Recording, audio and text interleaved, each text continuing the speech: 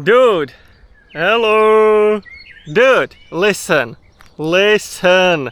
I will just try to explain it to you why the tariffs were paused real quick, okay? I will just give it a quick go and then you will be full of new info. New info. I will just explain it to you how it works, okay? A little bit. How the dollar works as the number one global reserve currency, okay? But before we start, let me just introduce myself. My name is Joe. What's up? What's up? Joe here. Joe. And this is my dog, Maiky. Maiky. Look. Maiky. Maiky. Maiky, Maiky. Oh, free. Maiky. Okay, so welcome to my channel. Usually I do, I'm trying to focus more on the geopolitics stuff and macroeconomics, but I do a little bit of, vlog hauling and stuff like that as well. Do a little bit of vlogathon. I have the series on my YouTube channel, so if you want to check that out, it's, it's just from my everyday life. So, anyway, back to what I was talking about. Today we have to understand why the tariffs were paused, why Donald Trump paused the tariffs. So, let me just start by explaining how the dollar works as the number one global reserve currency. You have to understand that when countries export their products into the United States, they get back dollars. And because they export more than the United States exports back, they get a lot more dollars. They hold a lot of dollars. And so it becomes naturally convenient to trade in dollars between each other as well, because they have a lot of dollars. Because the United States runs what we call import deficit. They import more goods into the United States than they export. This relationship for the United States economy started in the 1930s, even before the United States was the number one superpower.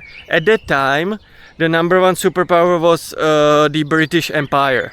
The British Empire was the number one superpower, but United States was gradually and slowly becoming bigger and better than the British Empire. And it also helped that they were already running import deficit. That is important. If you don't have import deficit, you cannot have a global reserve currency. So that is also why, the BRICS nation, all of them are very export heavy countries. They are export surplus countries, and so it's ridiculous to think that they would ever have a global reserve currency at this point in time. It's totally ridiculous. BRICS is more of a military alliance, similar to NATO. It has less to do with economics and more to do with geopolitics and defense, military alliance, what we would call. But anyhow, just dude, I'm sorry, I'm rambling around a little bit. Back to why the tariffs were paused. So, we have the dollar as a global reserve currency, but it requires to run import deficit. Donald Trump sees the relationship between export and import. He sees the import deficit as basically other countries taking advantage of the United States. Well, it is a little bit of true, there is nothing in life that is just black and white. There is a little bit of gray area, and sort of he is kind of true that it is not beneficial for the United States if you do not take in account the monetary hegemony, that the monetary supremacy that it creates. The United States runs import deficit, and their GDP stands only on 3 legs instead of 4. But on the other hand, they have a dollar as the reserve currency, which creates monetary supremacy over the entire world. Now, the countries, they don't just get back dollars. They get back dollars and then they spend the dollars on US dominated bonds. That is because United States debt is viewed as the safest. So they will buy bonds which are basically debts. They will buy the United States debt and they will store the value in that debt. And this is where the United States monetary supremacy comes from. This is where it starts. It means that everybody is hungry for the United States dollar bonds, and that means that the United States is in very unique position. Nobody else has this position in the entire world. Nobody has this position. They can basically borrow as much as they can because everybody wants those bonds. So they can borrow as much as they can, and what they also have is all of these bonds are they are basically written in their own currency. So if you print more money, you will devalue these bonds. And so they have this unique ability to basically print their own money, and they have their own entire debt written in their own entire currency, in their own currency, in US dollars. This is what the supremacy, the monetary supremacy comes from. This is a huge, huge deal. And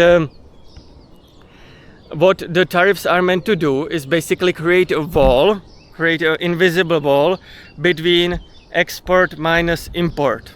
And the problem with that is directly threatens the dollar as a global reserve currency. So what we saw happened was that the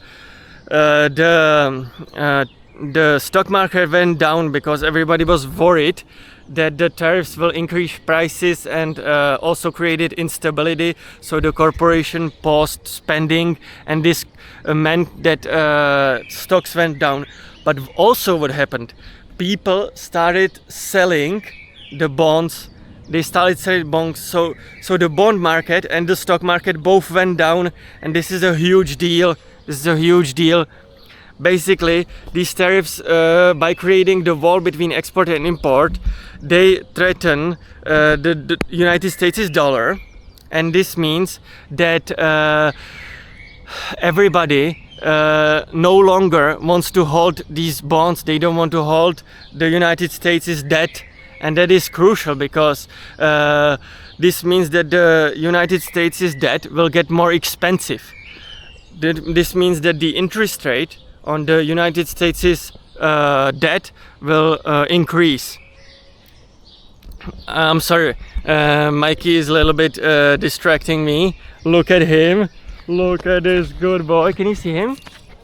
Bro, can you see him? He's so cute. Guys, I get a little bit easy distracted. He's so cute. Who is the cutest boy? Anyway, listen. So, okay, I know where we were. I remember, guys, don't worry. I remember. Listen, so, the bond market went down, the stock market went down, and the interest rate, the amount of money that you have to pay extra on the United States' debt went up. And mainly the bond and the interest rate meant that the Trump administration quickly paused the tariffs for 90 days. And they are also walking back, as we speak, they are walking back the tariffs on China, on electronics and on batteries and stuff like that. That is because this is the biggest import that the United States has from China, and so they paused tariffs partially on China, and on everybody else they paused it completely. And one thing that I think is the reason why we got the tariffs is because they wanted to raise money. They introduced tax cuts for everybody, which obviously benefited the billionaires most. If you introduce tax cuts, 1% on everybody, 1% on $1 billion is 100 million. On the other hand, if you are average American and you are making 30K a year, 1% is basically $300, $300. or was it 10 million? I'm not sure. I think my quick math was a little bit off. But anyway, you have to understand that if we have flat tax cut, it will always benefit the rich much more. But the budget is kind of tight. The United States budget is kind of tight. So a lot of people speculated that the tariffs were also meant to fill the hole that the tax cuts created. You know, dude, it's getting a lot, I know, but bear with me. The problem is that if you pause the tariffs, you still have to budget. And the way the Sleepy Joe's administration got around this. Listen, the way the Sleepy Joe got around this is that he borrowed a lot. Dude, he borrowed like nobody else. He borrowed a lot. And you know, the question remains, will the Trump administration borrow as well? Because they campaigned with the libertarians. They tried to campaign and get a lot of votes basically on not increasing the deficit anymore. So for example, the people like Thomas Massey, Ron Paul or Dave Smith, they were a lot against borrowing more.